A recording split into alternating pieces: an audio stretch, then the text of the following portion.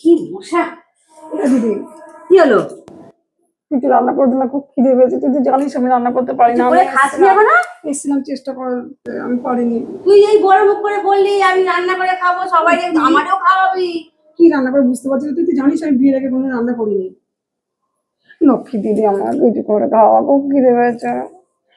কি করবো আর? ঠিক আছে, কি খাই বল? রুটি করে দেবো নাকি গরম গরম আলু সিদ্ধ ভাত করে দেবো? কি খাই বল? আমি সকালে রুটি খাইছি, দুটো রুটি আছে দেবো। ঠিক আছে, তুই যা দিবি তাই খাবো। ঠিক আছে, রুটি আছে, রুটি করে দিচ্ছি।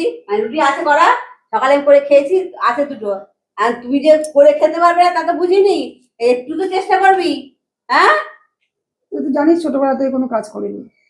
করিস নি তা করবি না, এটা তো কোনো কথা নেই। করিস নি কাজ করিস নি, এখন তো বিয়ে করে সংসারে এসেছিস, এখন তো করতে হবে। ম্যাগি করতে পারি, ম্যাগি ছিল না, ম্যাগি করতে পারি। ম্যাগি তো শেষ হয়ে গেছে কালকে। তার জন্যই তো করিনি। বরকে বলতে পারলি না যাই ম্যাগি ছাড়া কিছু পারি না, এক বস্তা ম্যাগি এনে রেখো, শুধু সারাদিন ম্যাগি খেয়ে থাকবি। আচ্ছা দিদি, এবার থেকে তোর কাছে রান্না শিখবো, দুজনে একসঙ্গে রান্না করবো। হ্যাঁ, মানে আমার মা বলতো, তুই তো শুনি, তুই তো ছোটবেলায় মা চলে গেছে, তুই জানিস না, আমি তোকে মানুষ করেছি। মা বলতো কি বলতো, মেয়েদের কাজ শেখাতে হয় না, মনের ইচ্ছেটা হচ্ছে বড় জিনিস। ঠিক আছে, আমি তোর কাছে সব তুই যদি ইচ্ছে করে শিখবি, শিখতে পারিস। কাজ করবো। ঠিক আছে, দেখবো তুমি কেমন একসঙ্গে কাজ শেখো। এখন বস, তোর যদি খাবার টাবার নিয়ে আসি। ঠিক আছে, যা আছে দিয়ে, আমার খুব খিদে হয়েছে দিদি, খুব খিদে হয়েছে। ঠিক আছে, এই দুটো রুটি আছে, এই দুটো রুটি দিই। কি করবো, নিজের বোন, সারা তো পারবো না, আর পারবোই না। থাকতে হবে, কিছু করার নেই। ফেলবো কোথায় নিজের জিনিস? এত ভালোবাসার বোন অন্যায় যেমন করে ফেলেছে, ক্ষমা চাইছে বারবার। হ্যাঁ, আর দুপুরবেলা রান্না করবো, পরে না করে পরে পানি যা আছে তাই দিই। এনে খা। থ্যাংক ইউ দিদি। দিদি হ্যাপি। এখন রান্না বাড়ার প্রচুর কাজ বাকি আছে। এখন যদি মনে করিস শিখবি, তাহলে আমার সঙ্গে সঙ্গে আয়, একটু হাতে হাতে জোগাড়ও করে দিতে পারবি, আর রান্নাটাও শিখতে পারবি। জোর করবো না, তোর মনে চাইলে আসবি, আমি যেরকম চালাচ্ছি। ওহ দিদি, যা খিদে পেয়েছিল না, ওহ। আর তোর রান্না যা টেস্টি, সত্যি জবাব নেই।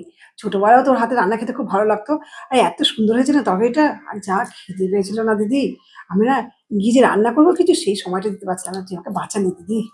ওহ, খুব টেস্টি, খুব পেট ভরে খেলাম। আর দিদি, জাইমু কোথায়? ও সরি সরি, এখন তো আমার বর। এদি, জাইমু কোথায় গেছে রে? ও সরি সরি, এখন তো আমার বর। হ্যাঁ, এখন তোমার বর করে ফেলেছো। বরটা কোথায় গেল, কি খেলো না খেলো, কোনো খোঁজ খবর তো নেই। হ্যাঁ, তিনি কোন সকালবেলা উঠে কদিন কাজ কামাই করে বসে থাকবে? এত কাজকর্ম করতে হবে, নাহলে পেটগুলো চলবে কি করে, ভালো মন্দ খাওয়া করে জুটবে কি করে? সাত সকালবেলা উঠে চা খেয়ে বাথরুম পায়খানা সেরে আবার রুটি তরকারি করলাম, খেয়ে তো তিনি বেরিয়ে গেলেন। যাক, তুই ছিলি বলে আমি বেঁচে গেলাম রে। এই যাক, ওই আজকে দুপুরবেলা কি রান্না হবে রে? দুবেলা কি রান্না হবে দেখা যাক, কি রান্না হয়। বাড়ি থেকে মাছ পেলে মাছ নেবো, মাছ নিয়ে রান্না করবো। বর্ষাকাল, এখন তো অনেক ইলিশ উঠছে। কি বর্ষাকালে ইলিশ? হ্যাঁ, ইলিশ খাবি? এখন দারুণ ইলিশ, কাঁচা ইলিশ উঠছে। কেন, বরটাকে বলতে পারো না? হ্যাঁ, যে আমার জন্য বড় বড় ইলিশ নিয়ে এসো। তুই তো জানিস আমি ইলিশ মাছ খেতে খুব ভালোবাসি। জানলে কি, যে আমার কাছে যাবি তো সবকিছু। ঠিক আছে, বাড়ির স্বামী কত বড় ইলিশ আসবে নাকি? আমার দৈনিক ব্রাজিল বাজার বাড়ি থেকে করি। বরকে বলবি ভালো ভালো ইলিশ, ভালো ভালো। ঠিক আছে, তাহলে আমি ফোন করে বলে দিচ্ছি কাঁচা ইলিশ আর হচ্ছে কচু শাক নিয়ে আসতে বলি। কচু শাকের, ইলিশ মাছের মাথা দিয়ে কচু শাক, আর একটু ভাপা করিস না দিদি। আনতে বল, যদি আনে করে খাওয়াবো। সর্ষের মধ্যে একটু পোস্ত দিবি, আর মাখা মাখা ভাপা। হ্যাঁ, দারুণ হবে। খাওয়া মুখে দিবে, স্বাদ তো ভালোই বোঝো। আমি কি একা খাবো নাকি? অত তিনজনেই তো খাবো, আমি একার জন্য বলছি?